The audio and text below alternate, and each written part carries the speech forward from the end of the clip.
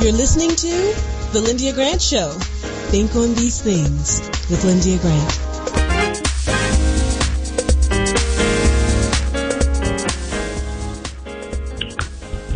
Well, good evening, Radio 1 listeners. It's good to be here with you this afternoon. It's Friday. It's a beautiful afternoon. Just the kind of day you want to put your top back because it wasn't too much sun coming home today. So I just want you all to enjoy this weekend. I am so pleased to have as my guest today. I understand both are on the line. Our weekly political commentator, Dr. Julianne Malvo. I'm going to come back to her.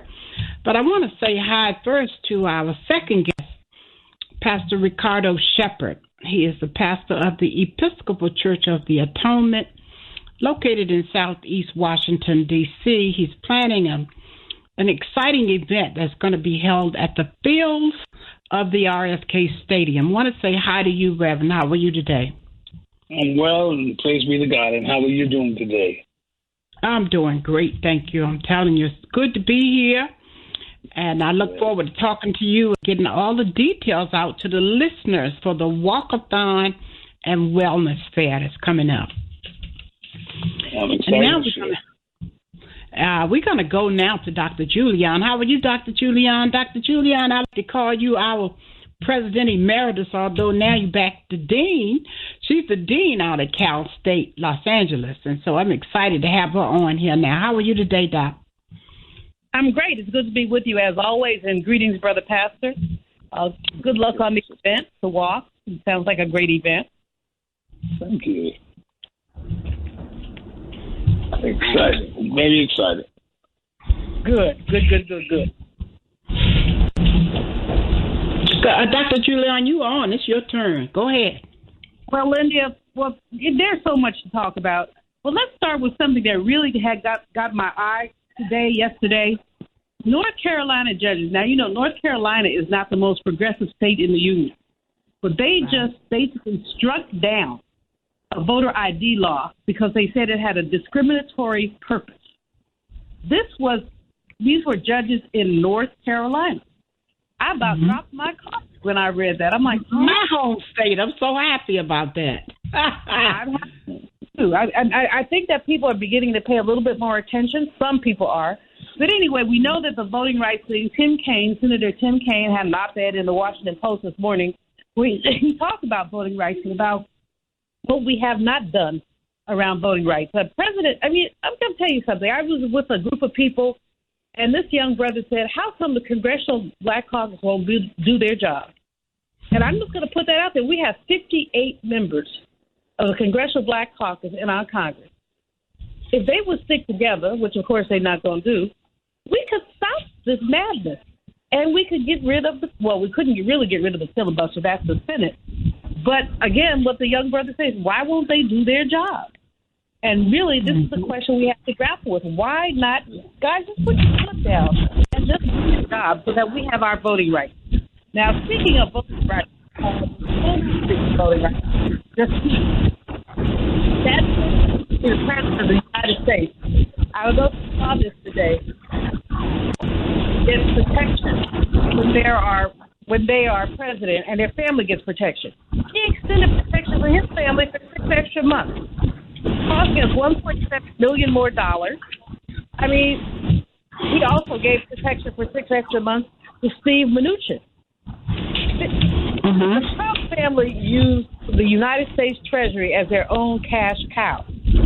So they've had Secret Service fly with them, also with other places. This doesn't make any sense at all, but that's what they're doing.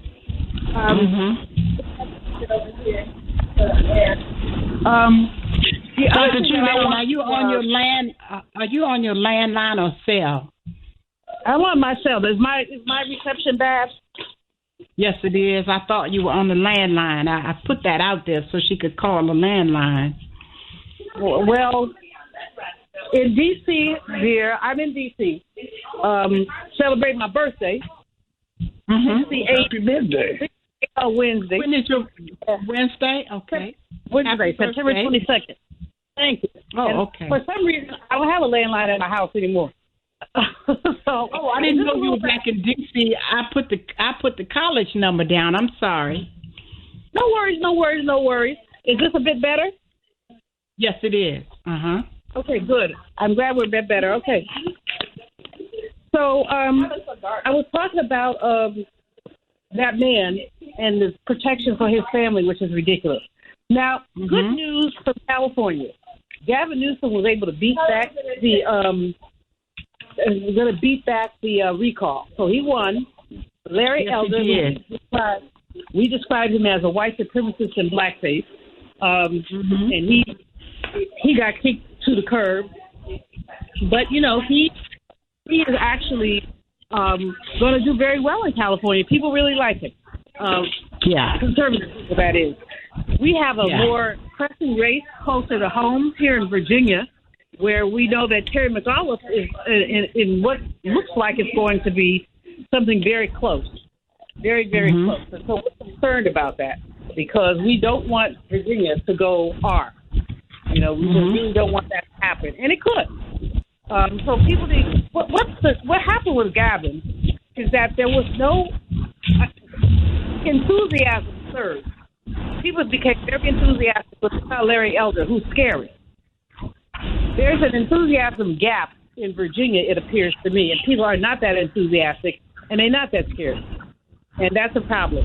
So we have to be paying attention to that. We have to pay close attention to it. Now, last week, we know the Congressional Black Caucus, ended actually today, had their virtual legislative week. And there were lots of really great conversations. It was virtual. I think all of us missed the opportunity to get together. At this time. Hopefully we'll have it by next year. Meanwhile, that's not the same. It's not. It's not. You don't get to see people. To me, I call it like old black people's homecoming. Yeah. Because we see friends, we see people we work with over the years. So we didn't have all that energy, but they did a good job. And I want to give a shout out to Tanya Veazey, who basically is the executive director of the Congressional Black Caucus, president and CEO. And she really, really, really pulled out all the stops. The other person I need to shout out is Sheila Jackson-Lee, Congresswoman Sheila Jackson-Lee. She put together a reparations panel, but several other panels. And there were several opportunities, Lyndia, as you know, for sisters to step up. And, all these folks need to say thank you, black women, for the work that we've been doing. So because if black women saved Gavin, Maxine Waters ran up and down the state. Karen Bass, who many of us are hoping will run for mayor of L.A., ran up and down the state. They were galvanizing people. They were getting people together because they know how important these elections are as we move into 2020. But the challenge always is that there is going to be an enthusiasm gap unless people do their work. And that means Congressional Black Caucus. Step up, y'all. Just step up, y'all. And the last thing I'll mention is the FDA. The FDA has said that if you're old or sickly, you should get a booster, but otherwise, not necessarily. So people over 65, people who have various conditions, should get a booster. 70 million Americans have not gotten the shots at all, and I know this is a hot topic for a lot of people, so I'm not going to dwell on it. All I will say is, please protect yourself. Just please protect yourself. All right. Well, thank you, Dr. Julian. We appreciate you, and happy birthday, early birthday to you. Thank you. Appreciate you, too. We'll talk soon. All right. Thank you. All right. You're listening to the Lyndia Grant Show. We're going to go to a commercial break, and when we come back, we will be talking to Pastor Ricardo Shepherd, the pastor, the Episcopal Church of the Atonement in Washington, D.C., talking about the 5K run. All right. We'll be back in a moment. If it wasn't for my care coach at AmeriHealth, I probably wouldn't be so healthy right now. As a man, we don't get checkups or see a doctor regularly anyways. It's probably just a man thing because none of my partners go either. We know we should, but we just don't, and hope it works out. So what changed for you? AmeriHealth assigned me a care coach, somebody that gives one-on-one help, answer questions, explain things, and help set my appointments. She also helped me understand what having high blood pressure really means and ways to manage it so it doesn't kill me. It ain't nothing to play with. If you're a member of AmeriHealth, ask for a care coach. I'm glad I got mine. At AmeriHealth, if you need a care coach, you can have one. Just call us at 1-877-759-6224 to get connected. 1-877-759-6224.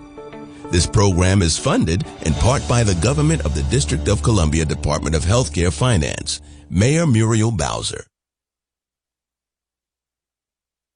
Washington and former religion columnist Lyndia Grant. Rosa Parks refused to give up her seat on a segregated Montgomery bus. In lectures on brotherhood, Ms. Parks often said, "People always say that I didn't give up my seat because I was tired." But that wasn't true. I was not tired physically. I was not old. I was 42. No, the only tired I was tired of giving in. Driven out of Montgomery by harassment and death threats, Detroit, Michigan became her new home.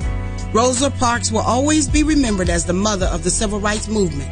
Raised in the AME church, she once said, "I remember finding such comfort and peace while reading the Bible." Read more in the religion column of the Washington Informer, an award-winning African-American newspaper. We don't report crime or gossip, just positive news. Pick up the Washington Informer or visit us online at washingtoninformer.com. Call 202-561-4100 for more information.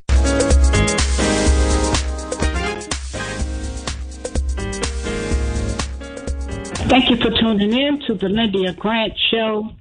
You're going to hear the second interview coming on now. I'm so pleased to introduce to you Rev Ricardo Shepherd, who was born in Trinidad and Tobago, and he immigrated with his parents to the United States in 1975. He enlisted in the U.S. Marine Corps and was honorably discharged after serving 9.5 years. He earned his BA degree with a concentration in social science from the College of New Rochelle, and he got his Master's of Divinity degree from Princeton Theological Seminary and a diploma in Anglican Studies from the University of the South School of Theology in Sewanee, Tennessee. He's currently serving as the rector, which is another way of saying pastor, of the Episcopal Church of the Atonement located in Washington, D.C. Reverend Shepherd is enthusiastic and passionate about sharing the love and hope of God to the greatest and the least in the kingdom. Today we're going to talk about an exciting event that his church has been putting together now for the past few months. It is called the Walkathon and Health Fair. It's going to be held at the Fields at RFK Stadium. Welcome to the show, Pastor. Why don't you tell the folks what's going on? Well, first and foremost, thank you so much for allowing me the opportunity to share a little bit about what we have upcoming. And as the last host said, Dr. Julia said, it's right. We feel like we missed the opportunity to get together. So as we came together as a church and as some of us realized, one of the things we haven't been doing is taking care of our health. This pandemic has forced a lot of us to stay indoors, especially some of our seniors. Well, we haven't done some of the things we need to do. We haven't been to the dentist. We haven't taken care of things like mammograms. We haven't gone out. We haven't been exercising. So we looked at how can we now come together and bring the community together to where we can do a little bit of walking, a little exercise, but also provide some of the things in the areas that are needed. So we decided to put together a health and wellness fair, which will be on Saturday the 25th. The walk will start from 9 to 10, and the health and wellness fair will start about 10 o'clock, and people could come and stop at tables, get information. The health truck will be there. We'll have folks from the Department of Behavioral Health, Gun Violence Prevention, the Department of Health will be doing vaccinations out there also. We're looking to have a few vendors out there with some healthy, some candles, some masks, some items that make us feel better about just being outside and being safe.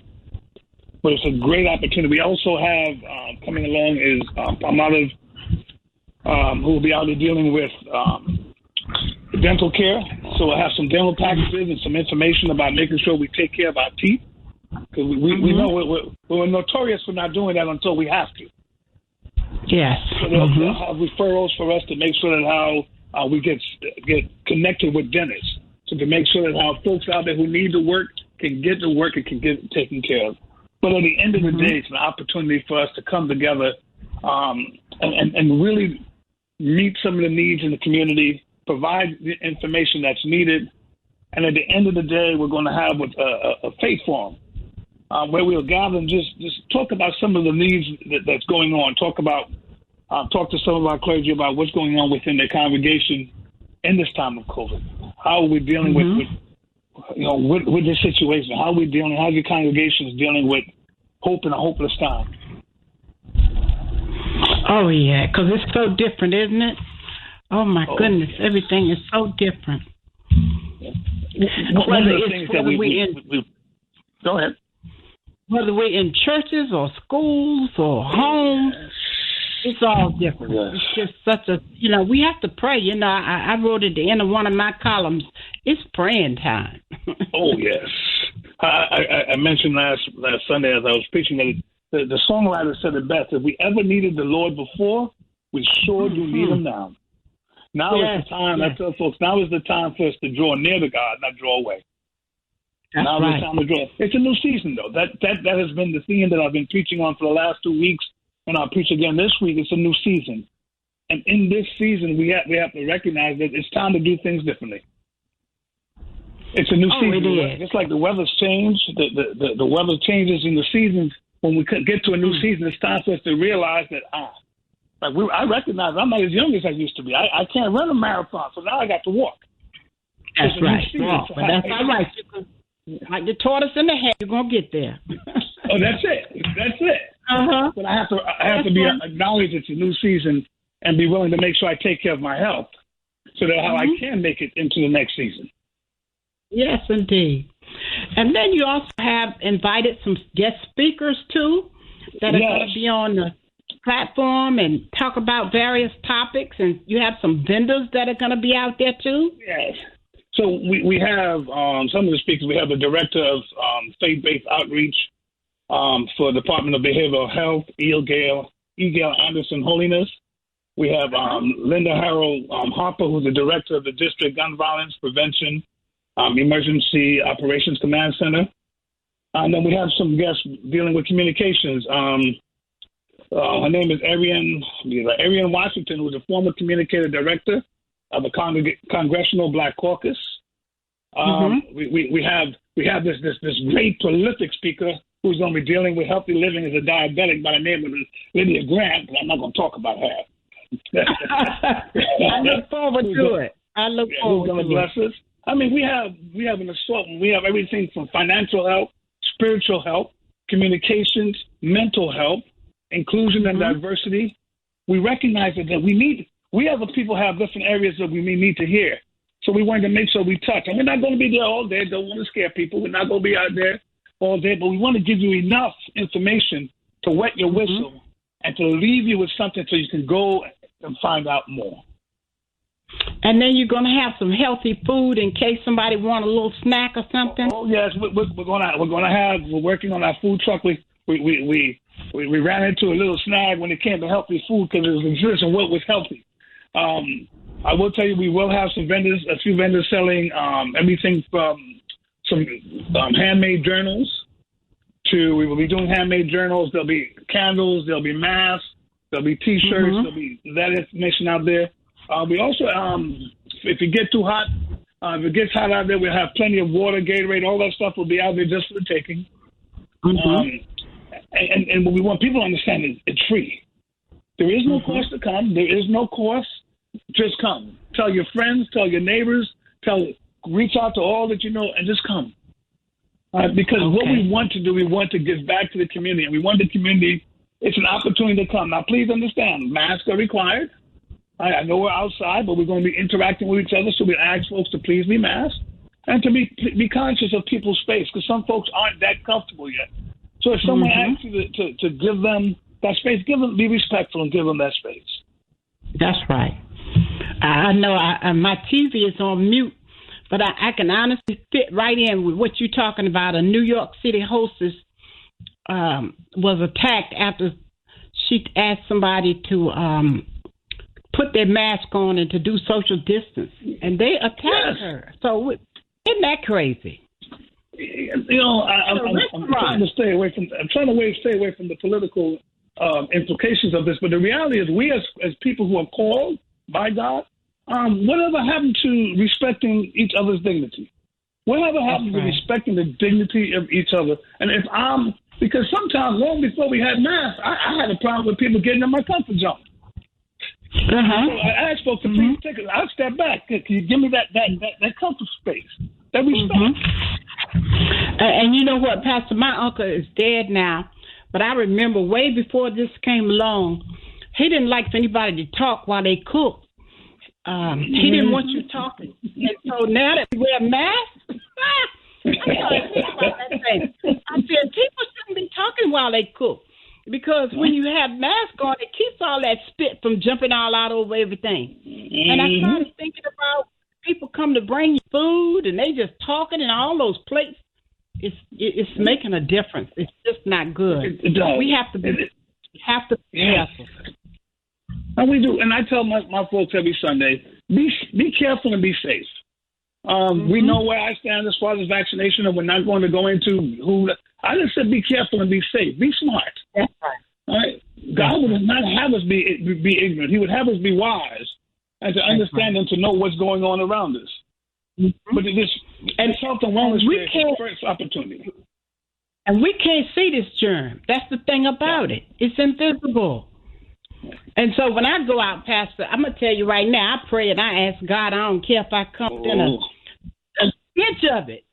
Keep me from it. I just ask for his protection to cover me.